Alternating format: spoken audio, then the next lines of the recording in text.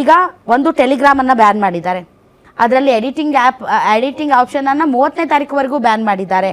ಮತ್ತು ವಾಯುಸೇನೆಯ ಭದ್ರತೆ so M17 ಹೆಲಿಕಾಪ್ಟರ್ಗಳನ್ನು ಬಳಸ್ತಾ ಇದ್ದಾರೆ.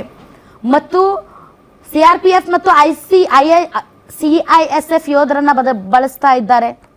ಸೋಷಿಯಲ್ ಮೀಡಿಯಾ ಆ್ಯಪ್ಗಳ ಮೇಲೆ ನಿಗಾ ಇಡ್ತಾ ಇದ್ದಾರೆ. ಪ್ರತಿ ಪರೀಕ್ಷಾ ಕೇಂದ್ರಗಳಲ್ಲೂ ಕೂಡ CCTVಗಳನ್ನು ಅಳವಡಿಸ್ತಾ ಇದ್ದಾರೆ.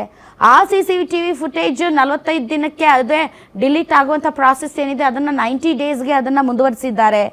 ಮತ್ತು ಈ ಅಕ್ರಮ ಎಸ್ಕೋ ಅವರ ವಿರುದ್ಧ ನಾವು ಏನು ಕ್ರಮ ಕೈಗೊಳ್ತೀವಿ ಅನ್ನೋದನ್ನು ಮೊದಲಿಗೆ ಹೇಳಿದ್ದಾರೆ. ಯಾಕಂದರೆ ಈ ಹಿಂದೆ ಕ್ರಮ ತಗೊಂಡಿಲ್ಲ ಸಿಕ್ಕವ್ರ ಮೇಲೆ, ಅವ್ರನ್ನ ಬೇರೆ ಕಡೆ ಟ್ರಾನ್ಸ್ಫರ್ ಮಾಡಿ ಒಳ್ಳೆ ಹುದ್ದೆ ಕೊಟ್ಟು ಕೂರಿಸಿದ್ದಾರೆ.